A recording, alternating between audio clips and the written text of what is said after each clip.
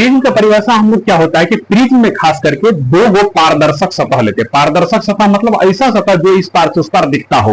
दो गो शीशा का टुकड़ा ले ली, सबसे बढ़िया उदाहरण, और दोनों शीशा के टुकड़ा को हम क्या करते हैं, किसी कोण पर झुका के सेट कर देते हैं। जैसे मान लीजिए मेरा दो गो शीशा का टुकड़ा ये और ये है, ये दोनों शीशा के टुकड़ा को, ये टुकड़ा दोनों शीशा के टुकड़ा को ऐसे खड़ा कर दिए ये इस रूप में, और तीसरा एक और टुकड़ा हम ले लेते हैं अपने इच्छा से, और उस टुकड़ा को भी हम क्या करते हैं, इसमें मिला देते हैं। जैसे मान लीजिए मेरा ये टुकड़ा हो गया और तीसरा टुकड़ा हम ऐसे लेके ऐसे खड़ा कर दिए, ये भी मेरा बन गया, ये मेरा प्रिज्म बन गया। अर्थात प्रिज्म में कुल कितने पारदर्शक सतह, कम से कम दो पारदर्शक। ई भी शीशा होगा तो चलेगा, ऐसा बात नहीं, ई भी शीशा ही होगा, इस साइड से खड़ा करेंगे, लेकिन दो पारदर्शक सतह होना चाहिए। तो हम परिभाषा इसके क्या देंगे, एकदम इजीली परिभाषा आप सुनिए, कैसे देंगे परिभाषा, दो पारदर्शक सतह को, कौन सतह, पारदर्शक सतह को किसी कोण पर, ये मतलब कोण हो गया, किसी कोण पर झुका के रखने के बाद जो भाग बनता है उसको हम प्रिज्म कहते हैं। अर्थात किसी कोण पर झुके दो समतल पारदर्शक सतह के बीच का क्षेत्र को हम प्रिज्म कहते हैं। यही दो, इसको कोण पर हम झुका दिए, ये कोण है, अगर मान ऐसे रख दिए प्रिज्म नहीं होगा, लेकिन इसको ऐसे झुका के जैसे कोण पर रखेंगे ये मेरा प्रिज्म हो जाएगा। और इस प्रिज्म में क्या होगा, ये जो झुक रहा है यही कोण होगा प्रिज्म का, अर्थात इसको हम प्रिज्म का कोण कहते हैं। तो सेम चीज यहां पर हम लोग पढ़ेंगे अभी। क्या तो आपको पूछेगा प्रिज्म में कितने पारदर्शक सतह, तो ये टुकड़ा हम लिए, इस टुकड़ा को देख लीजिए ध्यान से, ऐसे लिए, ऐसे इस साइड से खड़ा किए, एक टुकड़ा को इस साइड से खड़ा कर दिए। अभी आप मान लीजिए इसको हटा दीजिए, इसको हटा दीजिए, इसको हटा दीजिए, आप देख लीजिए ये दोनों टुकड़ा को मिला दिए, ये दोनों भाग, ये पारदर्शक सतह, ये पारदर्शक सतह मिला है।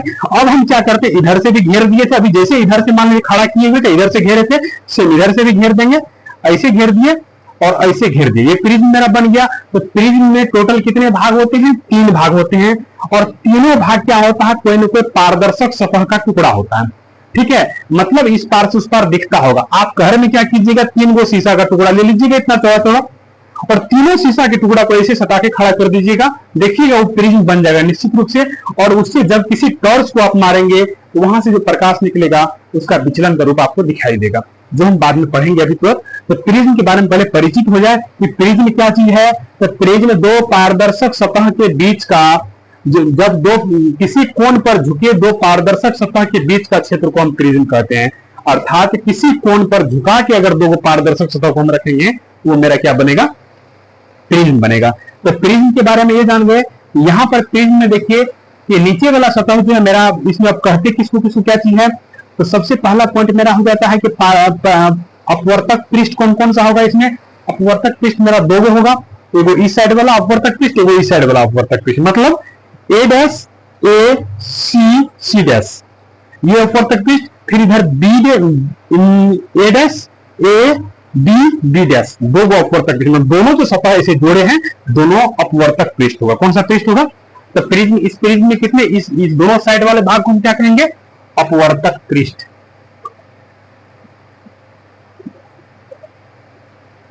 इधर भी हो जाएगा अपवर्तक पृष्ठ। अर्थात कोई भी प्रकाश किरण को हम भेजेंगे तो इसी पर ना भेजेंगे, दोनों साइड वाला भाग क्या हो जाएगा मेरा, अपवर्तक पृष्ठ हो जाएगा। ठीक है, ये दोनों पृष्ठ जिस रेखा, सरल रेखा से पर मिलते हैं उसे प्रिज्म का अपवर्तक कोण कहा जाता है। अब ध्यान दीजिए, ये दोनों पृष्ठ जिस सरल रेखा पर मिला है, ये सरल रेखा कौन है मेरा, ए डैश ए, इसको अपवर्तक कोण कहते हैं। क्या कहते हैं इसको, अपवर्तक कोण।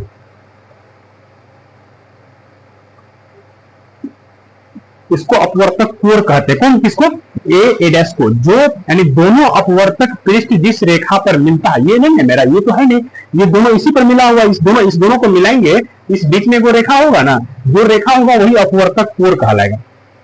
ध्यान रखिएगा, ए डैश अपवर्तक कोण हो गया।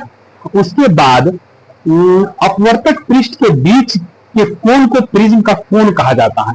अर्थात दोनों अपवर्तक पृष्ठ, जैसे इस दोनों को हम जोड़े, इस दोनों को जोड़ने के बाद ये जो कोण बना है मेरा, ये क्या होगा, अपवर्तक कोण होगा, प्रिज्म का कोण होगा। क्या होगा, प्रिज्म का कोण कहा जाता है इसको।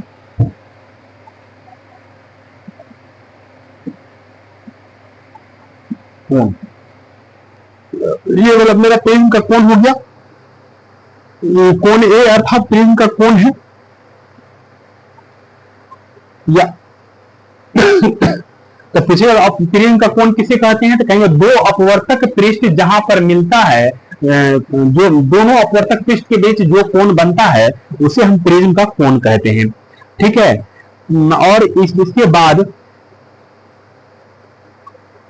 अपवर्तक कोण के सामने वाला पृष्ठ जो होगा, अपवर्तक कोण के जो सामने वाला पृष्ठ होगा, इस साइड वाला, ये भी अगर हम साइड से इधर जोड़े हैं, जैसे मान लीजिए ये तो तीनों मेरा था, ये दोनों तो था, ये था मेरा अपवर्तक पृष्ठ, ऐसे खड़ा था दोनों साइड से, और इसके सामने इधर से घेर दिया हम, इधर से जो खड़ा की साइड वाला में, उस साइड वाले भाग को हम क्या कहेंगे, प्रिज्म का आधार, प्रिज्म का आधार कहेंगे उसको। उसका नाम हो जाएगा मेरा बी डैश सी डैश, अर्थात ये प्रिज्म का आधार हो जाएगा। अब ध्यान से सुनिए, ये मेरा दोनों प्रिज्म है, ये दोनों प्रिज्म है मेरा, ये दोनों के, इस दोनों के भाग को, इसको और इसको हम क्या कहेंगे, अपवर्तक पृष्ठ कहेंगे, इसको और इसको। और इसके बाद इसके बीच में जो यहाँ कोण बन रहा है, इसको हम क्या कहेंगे, प्रिज्म का कोण कहेंगे। और ये दोनों जहां पे जुड़ा हुआ इस रेखा पर, इस रेखा को हम क्या कहेंगे, अपवर्तक कोण कहेंगे। और इस साइड से जो हम घेर दिए, ये क्या कहलाएगा, प्रिज्म का आधार कहलाएगा। क्या कहलाएगा, ये प्रिज्म का आधार, मतलब ऐसे प्रिज्म बनेगा, प्रिज्म इस तरह से बनेगा। अब ध्यान दीजिए, प्रिज्म कैसा बनेगा मेरा, इस रूप में बनेगा प्रिज्म, ऐसे ऐसे प्रिज्म बनेगा इस रूप में। और ये मेरा प्रिज्म हुआ, और नीचे में जो भाग हम घेरने के लिए, ये अपवर्तक पृष्ठ, ये अपवर्तक पृष्ठ, और ये जो कोण बना, ये कोण कौन सा कोण हो गया, प्रिज्म का कोण हो गया। और इधर से जो हम नीचे में, ये नीचे में जो घेरने के लिए सतह दे दिए, ये जो नीचे में दे दिए, ये आधार हो गया। क्या हो गया, प्रिज्म का ये आधार हो गया। अर्थात ये वाला भाग जो मेरा है, बी डैश और सी डैश सी, ये मेरा प्रिज्म का क्या हो जाएगा, आधार हो जाएगा टोटल। मतलब यहां पर बी डैश सी प्रिज्म का क्या होगा, प्रिज्म का आधार होगा।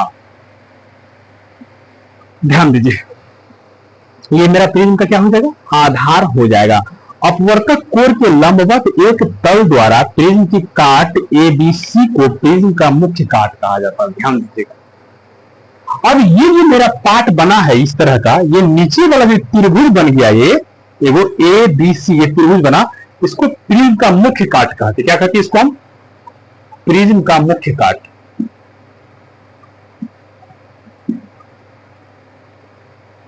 मुख्य काट कहते हैं। ठीक है, मुख्य भाग नीचे वाला, उसको त्रिभुज जो बन रहा है मेरा, यहां दो त्रिभुज बन रहा है, डैश वाला को नहीं, नीचे ये जो है मेरा ABC जो है, ये प्रिज्म का मुख्य काट कहलाता है। कोई किसको, ABC प्रिज्म का मुख्य काट कहलाता।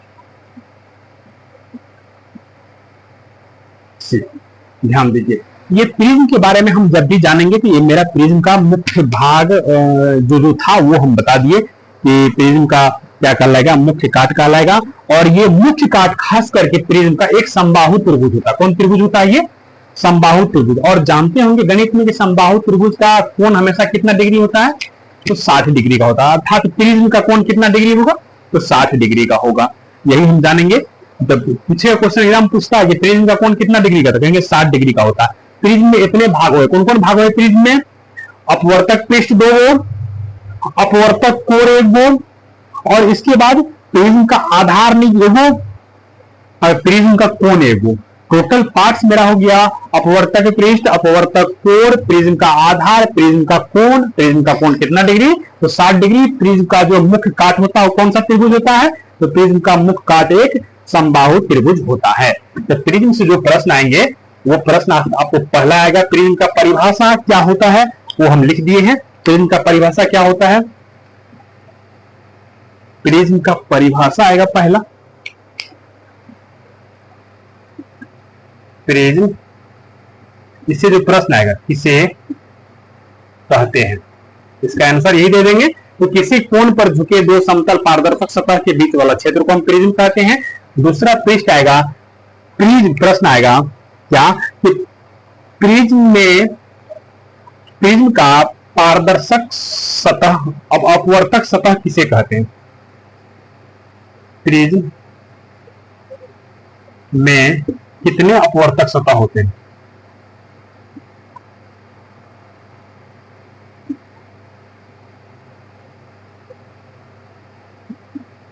इसका आंसर 2 हो जाएगा। 2 अपवर्तक सतह होते हैं जिसका नाम मेरा क्या क्या है, ए डैश और सी डैश, और B A dash B dash अपवर्तक सतह हो गया।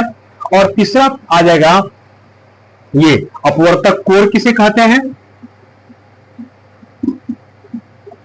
कोर क्या है, इसके बारे में बोलेंगे। दोनों अपवर्तक सतह जिस रेखा पर मिलती है उसे प्रिज्म का अपवर्तक कोर कहते हैं। चौथा हो गया मेरा क्या, प्रिज्म का कोण।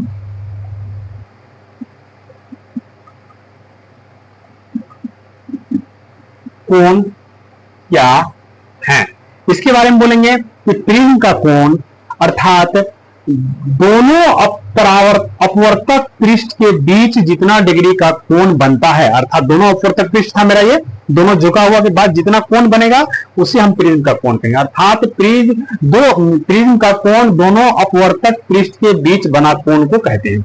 ठीक है, प्रिज्म का कोण कितना डिग्री होता है? 5वां क्वेश्चन, प्रिज्म का कोण कितना डिग्री होता है? तो लिखेंगे कितना डिग्री? 60 डिग्री का होता है। ठीक है, इसके बाद हम क्या लिखेंगे, प्रिज्म का आधार। 5वां छठा क्वेश्चन बच गया, प्रिज्म का आधार क्या है?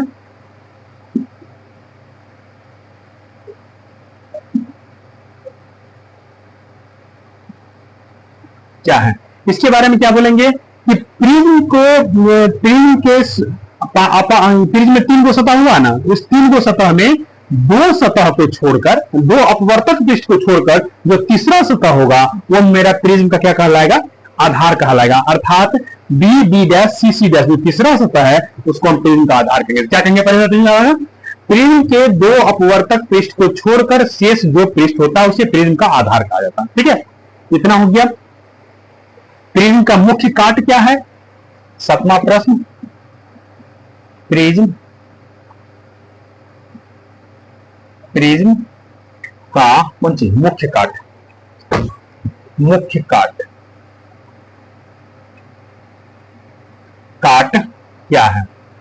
तो बोलेंगे कि प्रिज्म के मुख्य काट अर्थात प्रिज्म के दोनों साइड में जो ये प्रिज्म मेरा था, ऐसे प्रिज्म था, ऐसे तो अब देखिए यहां पर कैसे कितना भाग हो गया, एक भाग इधर एक भाग इधर, परावर्तक सतह दोनों भाग, ये भाग, और ये नीचे में जो था ये भाग मेरा, ये कौन चीज है? ये नीचे वाला भाग आधार हो गया, जिसको बी डैश सी डैश नीचे वाला। अर्थात इसको आप झुका के देखिए, ऐसे खड़ा नहीं, ये हम चित्र बनाए इस रूप में बनाए, खड़ा करके, खड़ा नहीं, ऐसे झुका के बनाना है। तो ये जो होगा मेरा प्रिज्म का कितने भाग हो, फिर से भाग देख लीजिए, ये भाग, नीचे वाला भाग, इस साइड वाला भाग, ये साइड वाला भाग। प्रिज्म टोटल कितने भाग हो गए?